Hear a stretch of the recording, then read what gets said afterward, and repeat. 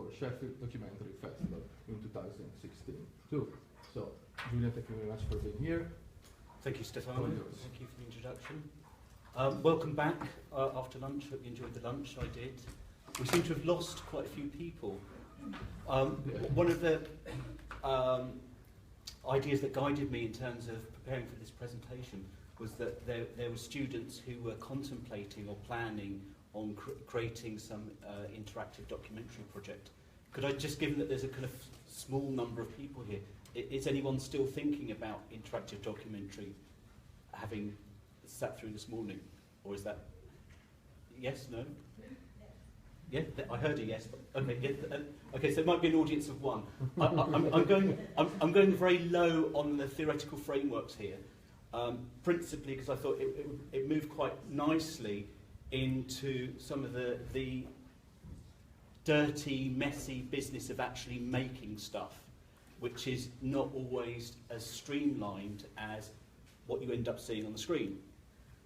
So the project that Stefano has asked me to present is Polish Journey, and you're welcome to visit it afterwards online and kind of delve into all the different departments.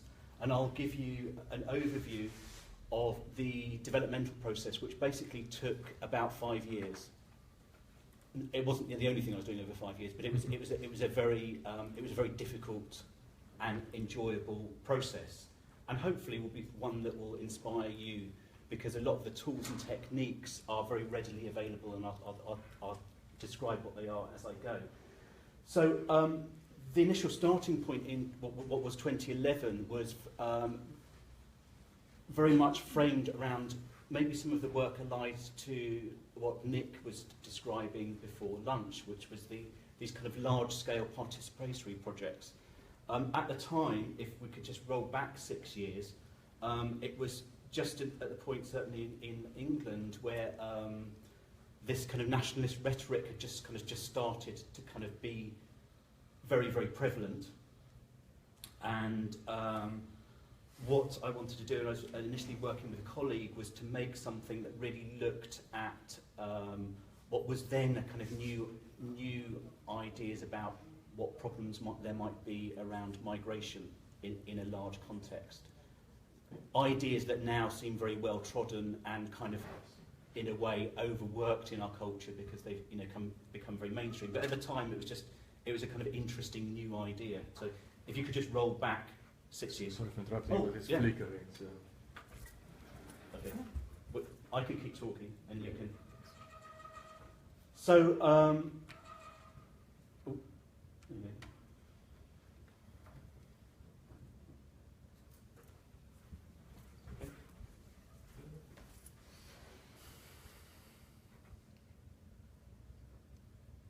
Now, some say don't ever use Microsoft.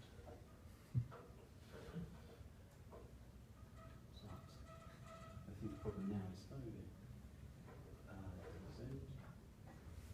would like it 2 weeks now. No.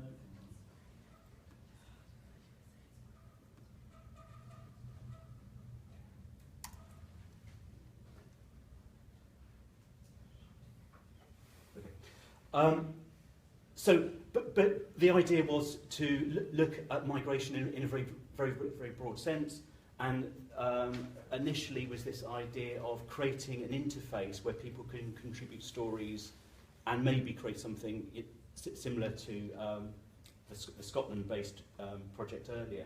This was not to be. The project did initially grow out of an educational environment, and the initial funding from the project basically came from a funding bid to look at how these new forms of interactive storytelling could be developed within a classroom setting, i.e. for film and television students. So the idea was, as member of staff, to go in and do some hands-on investigation and to use that to fold back into classroom teaching.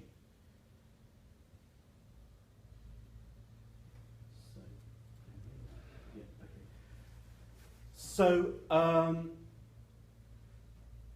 very influenced by some of the work that we've seen earlier. Prison Valley, really, really highly recommend it in terms of linking the kind of cinematic approach of filmmaking for the screen with kind of interactivity.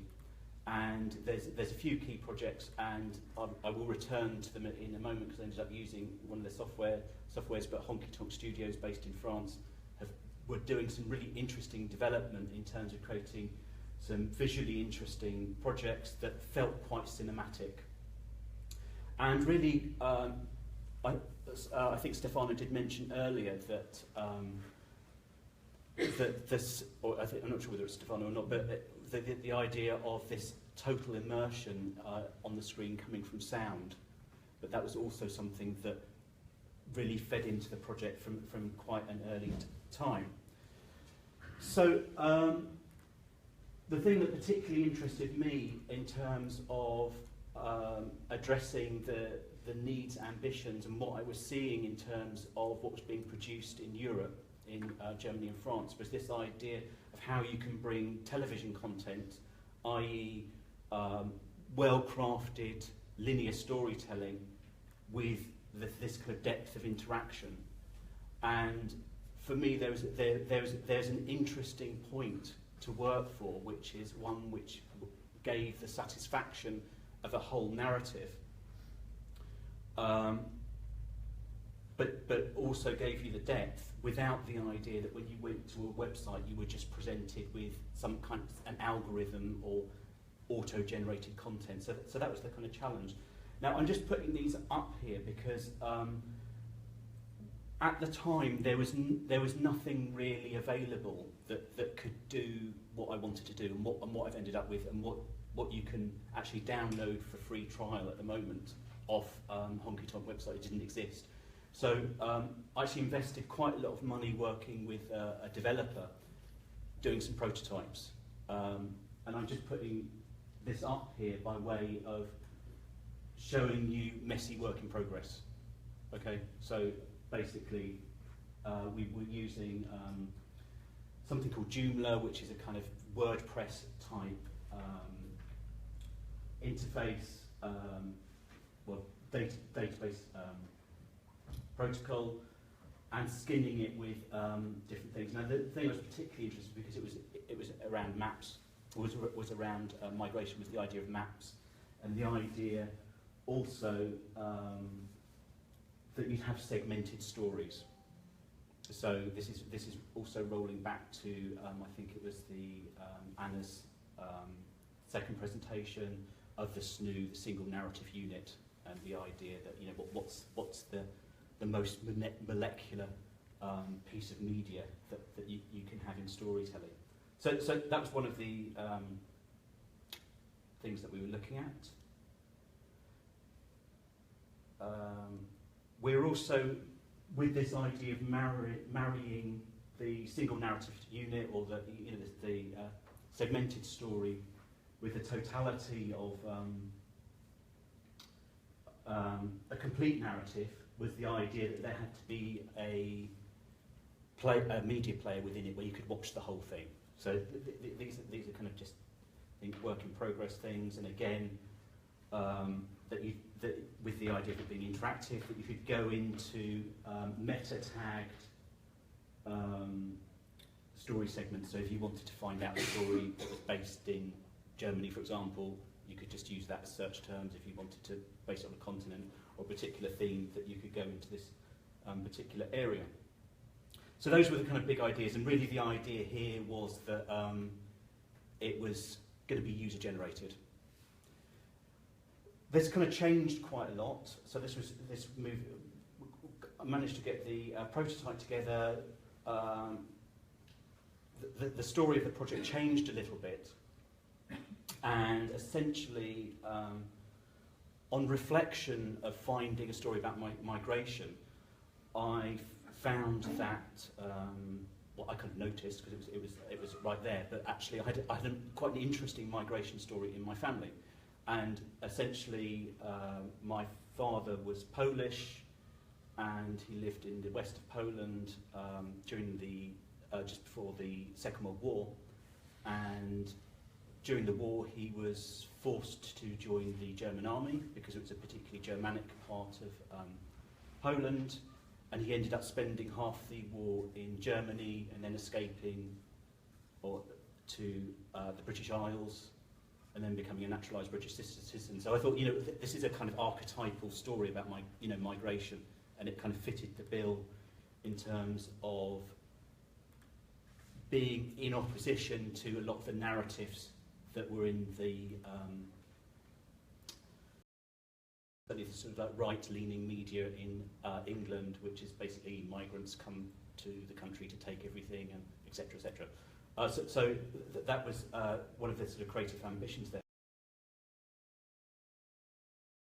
The environment, the element that was really going to hold it together would be the sound, because you always have issues over bandwidth and being able to deliver high-quality video. And sometimes you replace it with slideshows which use less bandwidth, but if you've got good sound, it can really hold the audience in your space, in your virtual space. So I worked with a musician for a day, and we chose a particular piece of music by Chopin, which seemed to have the kind of right feel for the project, and Jeremy Avis is a very skilled improviser, and what we worked on was the idea of creating a set of improvisations based on the 7 Ages of Man, because already I've kind of gone from the single narrative unit to a story arc that would somehow cover the 7 Ages of Man, so it's from birth to death. So we basically ended up with a load of CDs which I took with me as I was filming. And the other kind of interesting artefact was this, which was around for most of my life, sort of tucked away, which was the kind of central piece of the whole story, which is basically my father's German Army passbook, which does feature in the film. So first of all, in terms of filming, did a trip up to the point at which my father arrived in the UK. We did this in March 2011. And then following that, there was a major road trip, which was around Poland and Germany in March and April 2011. So at this point, the structure of the piece had really kind of come together in terms of the 7 elements. Did go back the following year to do some pickup shots in Berlin and Warsaw, and then was really about writing the script. I thought there were some quite interesting provocative comments, or provocative to me comments about documentary and reality. In the one of the challenges I had for this particular project is that my father died when I was quite young. This unusual story of his, which is, I don't know if anyone knows much about Polish culture, it's quite an embarrassment for Polish people that this happened. There's, and I was told when I was filming that, this happened, this being that hundreds of thousands of Polish people joined the German army. That's the kind of embarrassment, and apparently in a presidential election a couple of years ago, it was one of the sort of dirty secrets that came out against one of the candidates, was that their father had been in the German army. That's how kind of deep it goes. So basically there was this sublimated story in the background.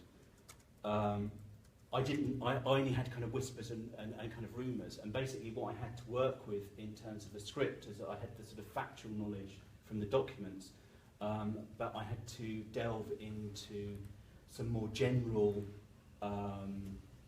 accounts of people's experience during the Second World War, of which there's a couple of books, and I ended up working with Bogosia, who's the historian who compiled a lot of these accounts. So a lot of what I was doing in terms of the documentary was, quite creative, really. I mean, creative in terms of they're voices that I've scripted. They're not interviews. They're just literally an impression, maybe a little bit of poetic license in there, but they're based on first-person accounts. The other thing that I did have is, which is kind of quite useful, I really do recommend it. It's a great resource that if you are planning a project like this or anything like that, is to keep an audio diary, because I found that actually invaluable. Because every day as I was doing the road trip, as well as doing all the kind of filming and location recording and all of this stuff, I'd just make sure that I'd spend 20 minutes or half an hour. You know, however banal or, you know, simplistic it was, I'd just talk into a microphone about what happened that day. And although none of it is in the film, it was a great way to kind of go back when I did start to write first-person accounts of doing that journey, that I could really access the headspace and understand, oh yeah, that's what it felt like for me to be in that particular time. So I do recommend that. I also, one of the things that I did find, which I think is maybe more particular to the interactive form, is you need so much media. So I'm sure if you're film students and you've been tutored in film, you've been taught about shooting ratios and coverage and all this kind of business, and really told to record plenty of material. But if you're doing something interactive, i.e. multi-layered, and therefore using different media, you just need so much media, it's ridiculous. And also then if you're thinking, well, I need to create some Facebook or Instagram presence, etc., then you need to, it just keeps multiplying out. So the more media you have, the better. So I'm going to, right, no, not going there. So excuse me a minute, I just need to organise exit show.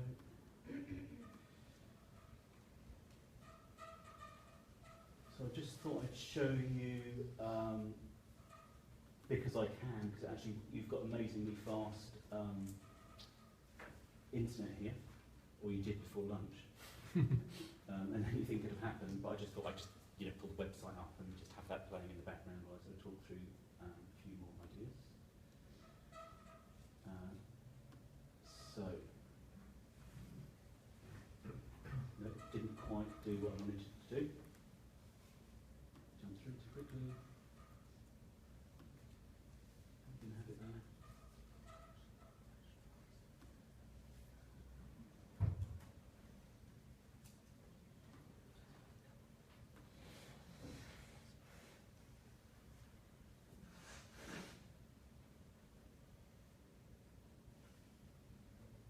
Now we should have sound. Well, I'll leave Stefano to maybe have a look at that. So I'll leave this to roll, and then I'll just talk about a little bit about the software that I ended up using. Now, one of the ideas that really informed the initial prototypes that you saw earlier was this idea that you were moving away from kind of menu bars, and I wanted to create something that would work on this absolutely fantastically new media form or device that was very new back then, which has become totally ubiquitous, which was an iPad. So if anyone was around when iPads came out, you might remember there was a whole lot of fuss because you couldn't do flash on them, and they were quite limited in terms of their multimedia potential. So that's why I had to kind of start using quite bespoke software. I was admiring the work of Honky Tonk Studios, who are based in France, and as this project developed, they very fortuitously a few years ago started their own software, which you saw the name pop up, which is called Clint, and I think it's brilliant in terms of being able to put together an interactive documentary fairly simply in terms of technical know-how. It's not quite drag and drop, and there are a few kind of quirks because it's kind of quite a narrow, it's quite a niche thing. But it's really worth the time. We've got quite a lot of lights still on the screen, but can people see the menu bar at the bottom? Not at all.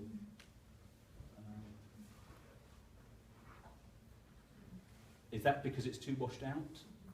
It's just too washed out. I wonder if yeah, okay, great. So if I do that, Yeah. that's a little bit better. We don't get the screen thing, but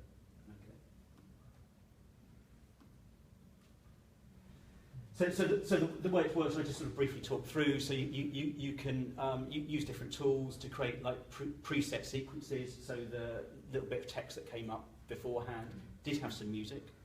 Yeah. Oh, Do you mind checking in a second?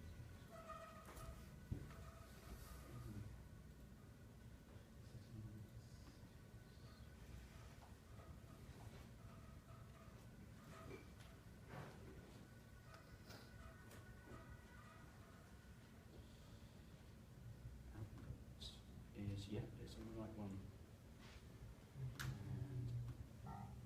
And it seems to be there. Okay, so.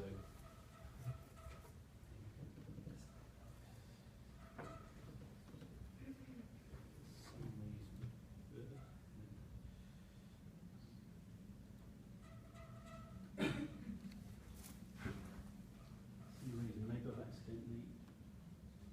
No.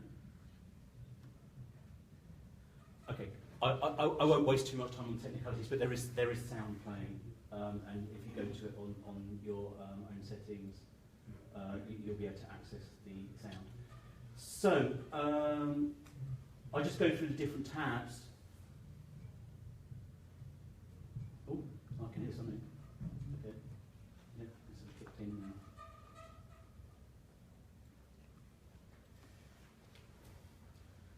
So the idea of the original interface was this kind of more participatory documentary, which would have this map of the world inhabited by single narrative units. This has just got one film on it, but you can basically access the film by clicking.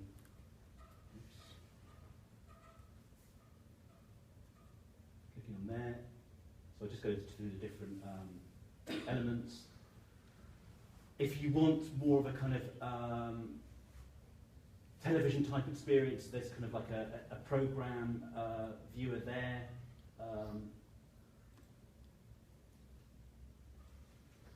So one of the ideas of using the interactive format is that it allows the user to dive more deeply into some of the historical material and contextual material.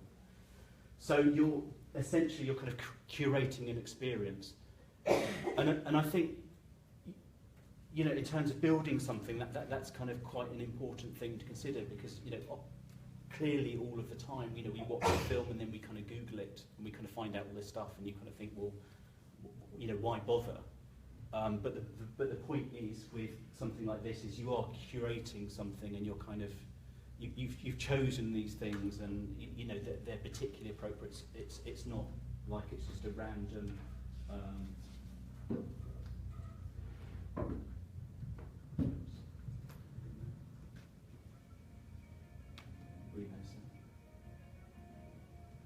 So I'll just leave that on. So for this part, I worked with a historian who worked on this section, wrote this section for me. We've got these tabs which we can navigate around the interface. So if we want to watch Act 1, there's a photo journal. So kind of slideshow, and it's again this idea should have some sound playing. Not sure why it's not quite working properly.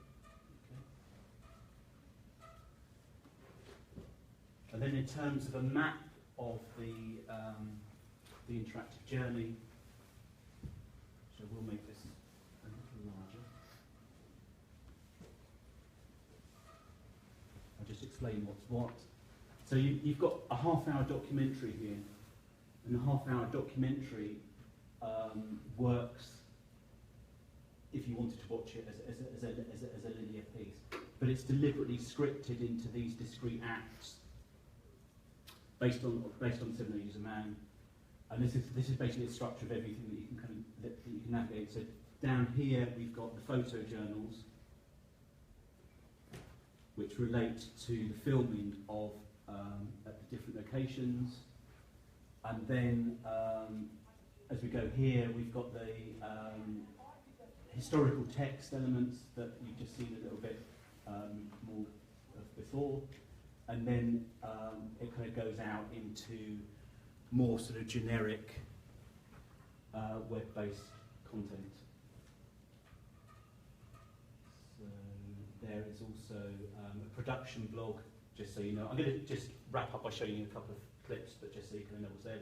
There's a production blog, and there is a Facebook page, as there would be.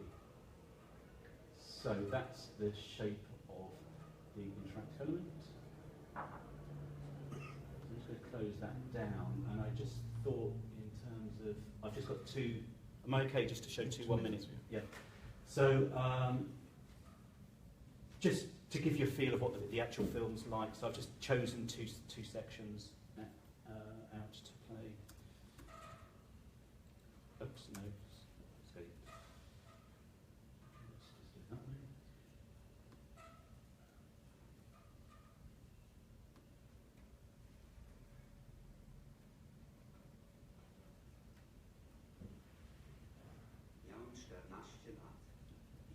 I was 14 years of age, and like most of the families in the area, my father had agreed that we become part of the Volksfest. We were marched into the station grounds, and a little while later, we climbed aboard the waiting cattle wagons, which were completely bare except for a thin layer of straw. There were no other travelers on the station that evening, just women and children who had gathered on the opposite platform in the hope of waving a last goodbye. The closing of the door plunged the inside of the wagon into darkness and feeling of helplessness and foreboding.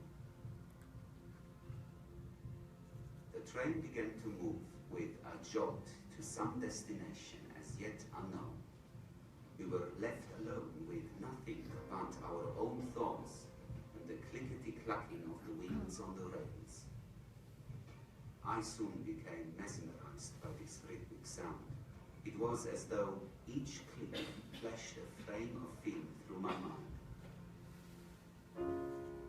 The road takes us deep into the tunnel, where 70 years before, German tanks lay in wait for the surprise invasion of Poland. So it's using archive footage as well as the road trip material.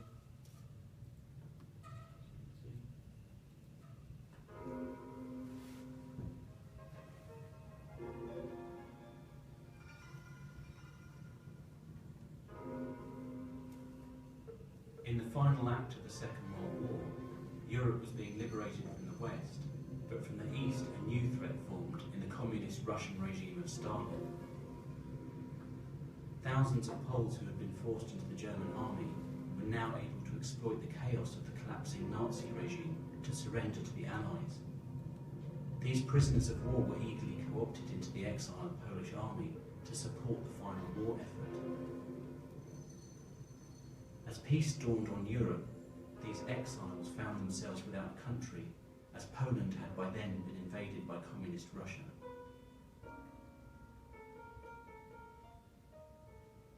At first, we had all wanted to return to Poland, but it became apparent that this was impossible.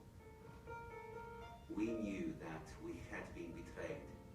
The British didn't even allow us to march in the victory parade. At that time, everyone loved Stalin.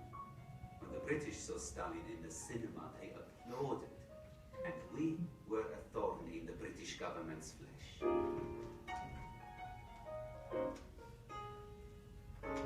We were called fascists because we did not accept the communist occupation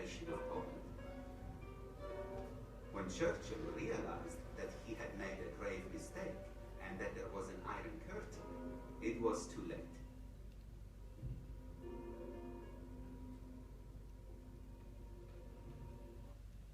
So just a couple of minutes just to give you a flavour of actually what the material is like. So that's the end of my presentation. Is there time for any questions? Yeah.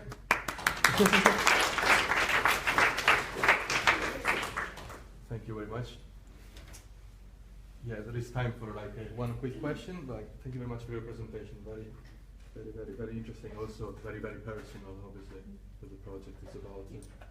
And you know, if you are thinking of doing something, you know, and it goes back to this idea that's been talked about earlier, is, you know, find kind of ideas that are local to you. You know, it was a local idea to me, as it turned out. Absolutely. So, is there any question? I was just wondering, I mean, initially you were thinking of a bigger project that might work with other stories of migration.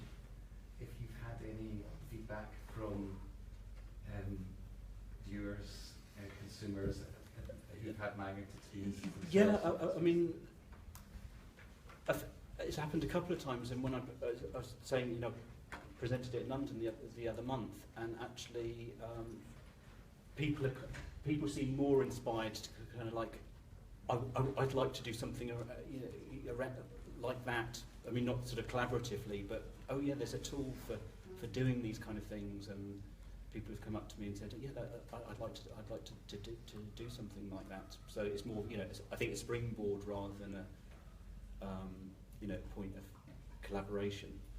And I think the other kind of slightly tricky thing with that is that this ended up being kind of quite distinct in terms of you know, the 7 Ages of Man, and the kind of structural devices are, you know, sort of quite particular, and it's kind of like, would anyone else really want to go down that route kind of thing? Because that's just how it ended up being quite specific, although, you know, endeavoured to be a very generic and open thing to begin with. Okay, sorry, we have to conclude here. Thank you very much again. Thank you. I've kind of stumbled upon interactive documentary accidentally. It could also be called an oral history archive, this project. I'm going to give you very quickly just a little bit of a background, because it's a background that's helped shape, like many of our projects, the context, the narrative we want to tell start to determine the shape that your output takes. And so in the north of Ireland there has been, we're emerging out of, I wouldn't call it yet post-conflict, we're emerging out of a conflict period that was very intense military conflict between 68 and 98, about 30 years. And even today there is still major political sensitivity around the issue of how do we address the legacy of the past.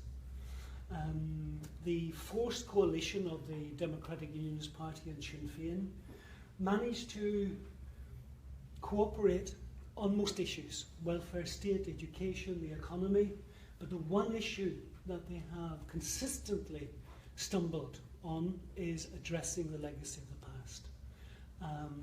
We have continual political crisis. The latest one, where the local assembly stood down, was over something to do with corruption, but the negotiations to re-establish that assembly are not to do with that. They're to do with addressing the legacy of the past. And the British government is an equal partner in both the ability for this to work and also the difficulty in making this work. In that vacuum, despite 3 government reports recommending very similar ways to address the past, one of which is storytelling or oral history, despite those 3 government reports recommending it, there's still no state initiative in this area. So we have in that vacuum a number of community, academic, bottom-up initiatives. There are about 50 storytelling projects. The Prison Memory Archive is one of them. And why did we choose the prisons? Again, it's one of those things you stumble on. But interestingly for filmmakers, to find both a physical and a thematic boundary is a gift. The prisons were very iconic. They were tinderbox and touchstone during the Troubles.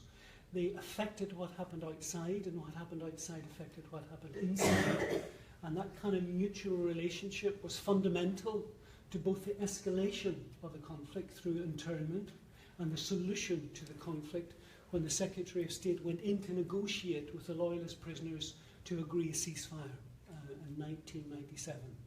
So we thought if we could tell the story of the prisons, we could tell one of the most important stories. But of course, telling that story is full of many, as most of the stories about the past are, full of political and psychic sensitivities. These were very violent places. We came across it by accident because the idea at the beginning was to make a linear intercut film.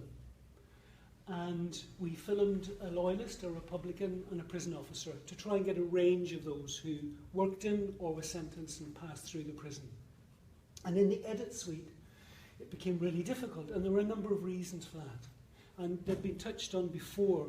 There are advantages and disadvantages to each form. And one of the disadvantages to making a linear film from this was that each person spoke about a very different time period. And also the prison was divided into two sections, a very old prisoner of war camp and a modern individual prison cell. And the editing, and maybe it's just a comment in my inability to be imaginative at editing, but every time a cut was made, the story was diminished. Instead of two images coming together and creating a third meaning, it actually reduced the meanings that were already there. And this is maybe something I think, Florian, you might have mentioned this in your research about the normal, the bit in the middle. Because these were walk and talk oral history interviews, the way that people performed their memory by walking around the site did not have a linear story to it. They would come across an exercise area, a cell, a kitchen, and the story would shift. And they would be reminded of something, and they would take off in that direction and then come back again. It was without chronological order. It was very difficult to start to edit the three stories together. And it was a cinematographer who actually was based at Newport at the time, had come up with a solution that I noticed at one of the Parrot Practices Research and Performance events at Bristol. He decided, because he was unhappy with the way that the editor had edited his film of a female Iranian lorry driver, I think it was, what he did was he took whole scenes and he created an installation. 5 screens, I think. There was the breakfast scene, there was the getting ready for school scene, etc., etc. And it was unedited. Relatively speaking, it was unedited. And that gave me the inspiration. And so we took those 3 stories, we minimized the editing, and we showed them at a gallery in Belfast and in London and in South Africa. And what was very interesting was, in a sense, it was a physical interactivity, because people were moving between screens. They weren't necessarily watching in any chronological order. They were moving backwards and forwards. They were making their own connections. And because of the developments in digital technology, we thought, why don't we consider the idea of doing this online, only with a much bigger scale? It was not easy, but we got the funding, and we went back into the 2 prisons. It was a female prison, Armagh Jail, and a male prison, Maison Lankesh. That was 10 years ago. 2016, we recorded about 35 people in the women's prison, and about following year, about 140 inside the men's prison. And those figures roughly represented the numbers that went through those prisons. We decided we needed some protocols, some principles. And again, it comes back to what, I mean, a lot of the issues that I'm addressing have already been touched on. That idea of trust was so important, and that we came up with 3 protocols. Co-ownership was the first one and the most important one. Every one of those 175 people co-owns their own individual material. And for us, that helped, I think, people relax and perform their memory in a way they may not have done. There are rewards and risks to that. the rewards are that we get some constituencies. The prison officers, for example, were very clear to us they would not have taken part if we did not give them co-ownership. That's a reward. The risk is that they'll pull out at any stage. And we, of our 20 prison officers, 2 pulled out when a prison officer was shot dead 4 years ago. And they decided they wanted to remove themselves from public discourse. But we've persuaded them to have a moratorium, and we will return to them in a number of years' time to see if they want to extend that moratorium. And I suppose, we also lost 4 loyalist Republican prisoners. And I suppose this is the advantage of the scale of something like this. If you lose people like that, it's not as devastating as it would be if you lost someone who was quite crucial in a linear film. And just returning to that point about normal, the idea was that we filmed for an archive.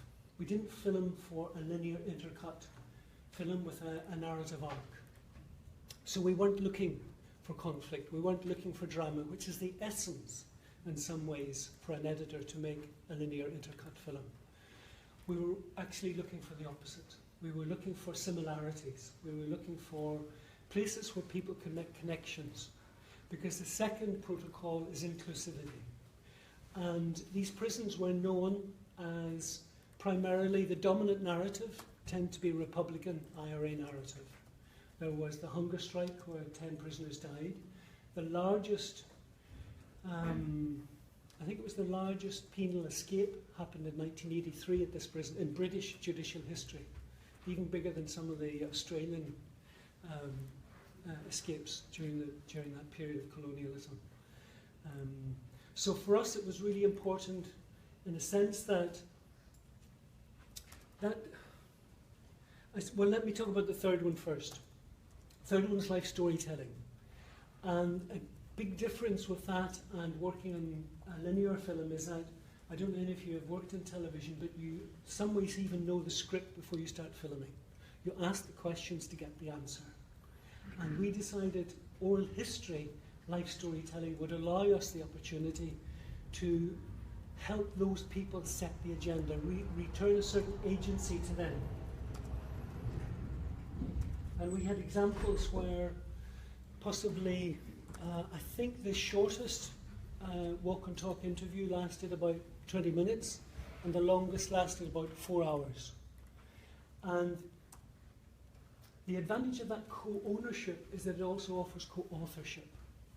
And I think it's Renos Papadopoulos, who dealt with Bosnian refugees in London after that war, that conflict, said that he threw out the psychoanalytic rulebook and encouraged people just to start telling their stories again.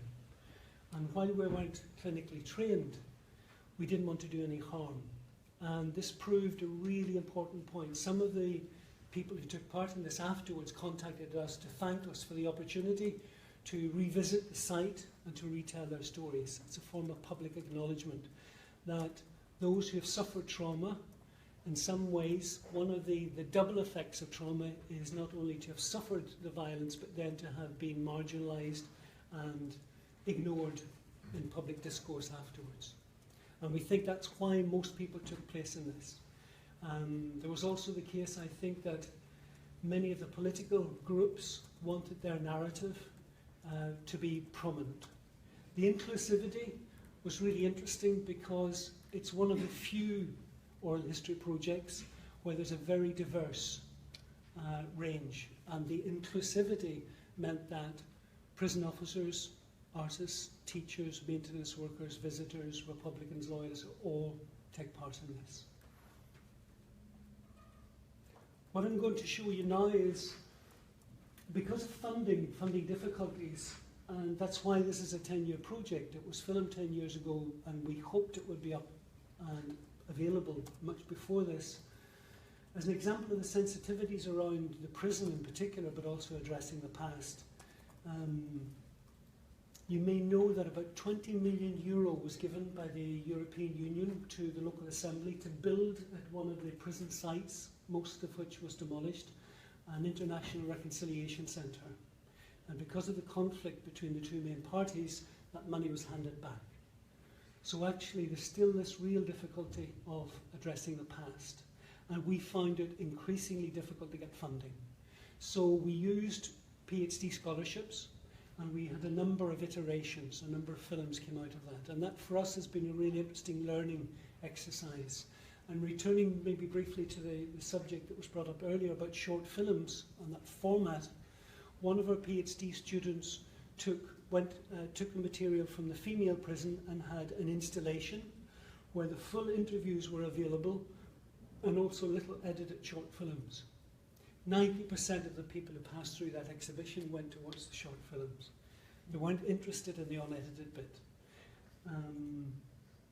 We've had someone work, a PhD student just finished recently, who designed a more immersive experience. Because the prison has been demolished, he took a lot of the material and redesigned a walk-through one of the wings.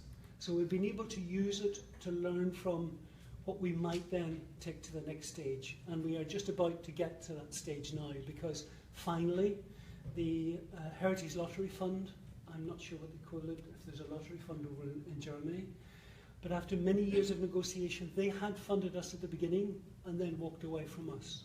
But 10 years later, a coincidental meeting, a new director, they realised this material is useful. And it will complement their much more official government records. And so we combined together in a partnership, put an application in, and we've received the grant. And it's only last week we were able to employ a project manager, and we have a 3-year programme of work ahead of us. And the first one is to preserve the material. Again, it's been touched on how delicate digital material is. So the Public Record Office will preserve the material and they will make it accessible.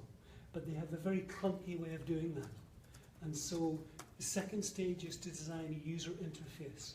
So if any of you can recommend any companies, and I've taken on board someone talking about Honky Tonk Productions in Paris, we are looking for a commercial user interface designer to make 300 hours, which is what the total amount is, available. There are questions and negotiations as to who wants it publicly in terms of the internet and who wants it in the Public Record Office. 100% will be in the Public Record Office, but because of the sensitivity, about 50% of the participants do not want it online. So the user interface will be designed probably to cover both. We're not quite sure yet. That's part of our negotiations. I think a lot of issues that have come up here have been quite helpful and will add to what we've already learned. I'll show you an example here. What we designed here was, if you go into this here, there are about 25 stories here. The full interviews are here. Some of these people, as I say, talk for half an hour, some for about 4 hours. It's a probation officer, a Republican, solicitor, maintenance worker, journalist. These are all people who pass through. I'm telling you that, but you don't know. You can't see from there. And one of our ideas was not to give the users or the audience the terminology, the constituency that they belong to. And that's proved, divisive is the wrong word. We've got two opposing points of view. For some people that has been very, very effective. And we had a couple of screenings where the audience said that not knowing that was a prison officer was very helpful, because we still bring our baggage with us, our subjectivity, our political alliances. If we know someone is a loyalist or a Republican, we immediately have a frame within which to view it. So we removed that information. And the second thing that we did, I'll maybe go back. No, I didn't mean to do that, sorry.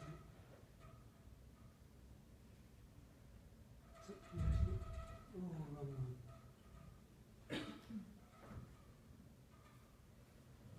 Very difficult to do this. I can't see it in front of me. Really strange being. Okay. Trying to get rid of this. Thank you. I'll go up here. It goes back to that idea of categorization and tagging and naming. The most obvious way to do it would have been chronologically, so you would have the hunger strike, the escape, internment. You could have it by years, you could have it by constituencies. in an attempt to encourage people to come and use this, we wanted them again not to bring baggage with them.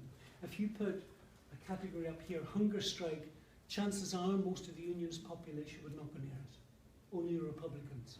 And so we come up with this idea of other more conceptual tags to access the material. So for example, if you go to a place, you will get a prison officer, a journalist, and this is our snooze. These are our 3-minute narratives I've chosen from within the longer interview. So the probation officer will talk about going out into the yard and seeing birds. She'll talk about the circle, which is the control area. You have John Hetherington, prison officer, and I'll show you an example. He talks for about 2 or 3 minutes.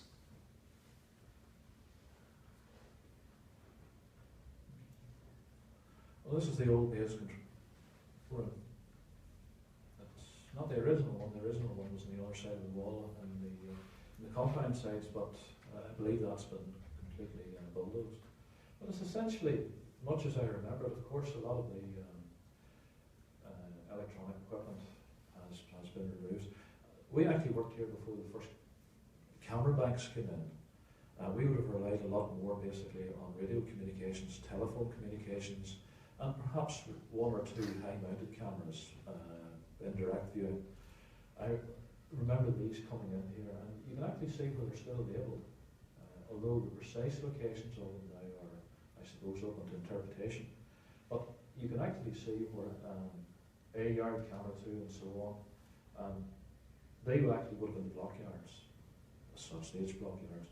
So all the sensitive areas of the prison were, in theory at least, covered. But of course, one of the drawbacks about that is, naturally enough, there's a great deal going on in here. People are ringing, they're communicating all the time. So the teams were very small in here, rarely ever more than 4. At times maybe a little bit bigger, but rarely more than that. And when you take the size of the place in, it was very difficult actually to keep an eye on the cameras, and from time to time perhaps some important incident maybe could be missed. And that has led to maybe 1 or 2 historically recorded incidents, such as the escape. I think that was one of the contributing factors. Okay, so that gives you a sense of how we have tried to break it down into our equivalent of snooze so that people coming to it don't bring baggage with them. So that's how we have operated, as we've had a number of focus groups, we've used it in some community settings. We haven't mastered that yet about the collective experience, but we hope now that we can move into that. However, there are some dilemmas. Some of the lessons we've learned will not be of much use, and the 2 I've just mentioned there in particular, we probably will not carry forward. As filmmakers primarily, we're having to learn a new language about archiving with the Public Record Office. They abhor the idea of not giving the information as to who these people are.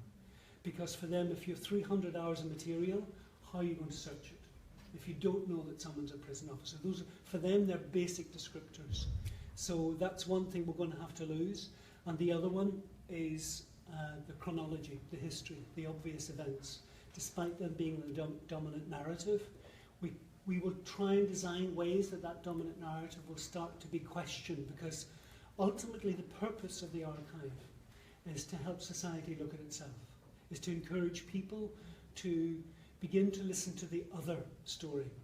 Because any society that shows any sign of maturity is able to tolerate difference of opinion. I know we're going through a period when that seems to be more and more difficult, but we're coming out of a very intolerant political situation to one where there is more promise. There is, despite the setbacks of the political instability, despite the 2 parties and the British government being resolute in not addressing the past, at the ground level, a number of initiatives are happening that are very promising.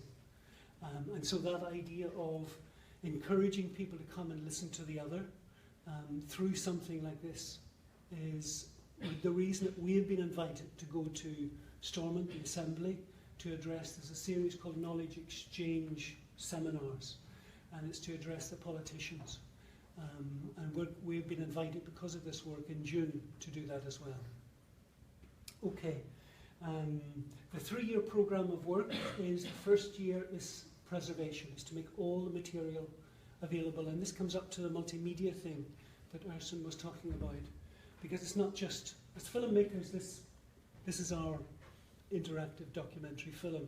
To the archivists at Public Record Office, they're as interested in all the documentation, the field notes, the emails, all the other correspondence for them is as important. The process is as important, and I think that's where multimedia websites or documentaries come into their own. You can start to direct people off in different directions. There's a minimum text in this, and the reason for that is that every time the people speaking are clearly personal, intimate memories of the everyday experience of being in that prison. Once you start putting something in text, it takes on an authority, an authoritativeness. And we want to move away from that as much as possible. But again, the Public Record Office is saying you need context. You need much more context here. People can't be dropped right into these stories so quickly. And so we're going to commission articles and video essays so that, and they will be authored. So the sense is that these are interpretations. The key, and I suppose the main reason we moved into interactive documentary is that because the past is still contested deeply, then the multi-narrative of the past is the most that we can hope for.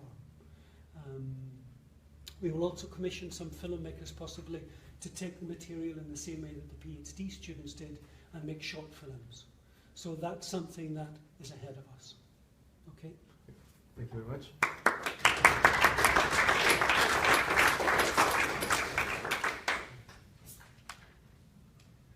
So, thank you, Hal. Thanks for sharing your project. It's a great platform that I use a lot in my teaching with my students.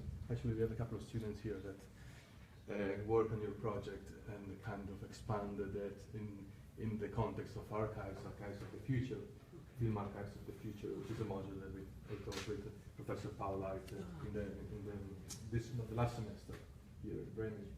So memories. It seems that again another key word for interactive documentary. So just a quick question before see if there's anyone else. So I wonder, there isn't a linear version, right, of this. Is there something more suitable for broadcasting? And I wonder, you and your personal experience as a filmmaker, let's say more traditional, which is what's let's say the biggest challenge, moving from a linear to interactive, especially when the content is so strong in a way, and when memory is kind of you know what I mean? It's problematic when we have, especially when you have in mind. So obviously at the beginning your mindset was more linear. Mm-hmm. So that was the idea of a directing your project. So when you switch into interactive, you had also to change the way how you direct your thing. So I wonder. So what's the biggest challenge in that sense? And if you what you would recommend to anyone that is kind of entering this field for a more linear perspective? Okay. One of the key things that we learned early on was filming for an interactive or an archive is different from filming for a linear. When you're filming for a linear, you're always thinking of the editor's needs. You're looking for coverage. You're looking for a shot where the person will walk out of shot or walk into shot. You're constantly thinking about what's going to happen. And there's a lovely scene in the women's prison, Ahmad Jail, and I'll show it as I'm talking because, no I won't, it'll take too long. We asked the camera operators, who were also the sound recorders with radio mics, to go out and have a conversation with each person as they walked around. And we had to brief the camera operators to shoot for film, for an archive, not for a film. And there's a really good scene where Deirdre, the camera operator, is following Josie down the stairs, and you could tell under normal circumstances she would have dropped the camera because she had fallen way behind and run after her and then start to film again. That's what I would do. But because we had said to her we're filming for an archive, we will use everything that you film. And so she carries the camera, and you can hear her breathing quite heavily, but she keeps it on Josie, who's ahead of her quite far, until she catches up. And there's something actually lovely about that movement and the relationship between the two. And they both knew this, and the co-direction, I think, was something that was really interesting as well, because we give over co-authorship to the participants. Some of them used it very creatively. You would expect someone who maybe the camera operator didn't follow to maybe relax or to wait for them, because we had told them in advance that everything you say would be recorded. They kept talking, waiting for the person. So there's a lovely co-direction going on in much of the material. I think that was the key thing that we learned. Fascinating. Thank you very much. See if there's any question from the audience. Yes. Just to say, some of the dilemmas you're saying that between what you want to do and what the Public Records Office want to do, I can think of lots of design ways that you could get around that. The whole, with interactive, you could have different ways in, or you could have an introduction that you said everybody should watch that you wouldn't introduce, and then you could have deeper, or going deeper, or you could have it. You can have an about button, so that you don't have to. You go in not knowing who people are. Then if people are starting to ask, then they can access that. Or you could have a whole book of contextual stuff that different people could access at different points in it. So there's all sorts of ways that you could have these multiple aims potentially satisfied. Yeah, I think that idea of extra information, of metadata, you could, as you say, make it obvious, or you can make a choice to move in and out. Because one of the issues that we'll have to face is people who are hard of hearing. To access this, we will need to transcribe it.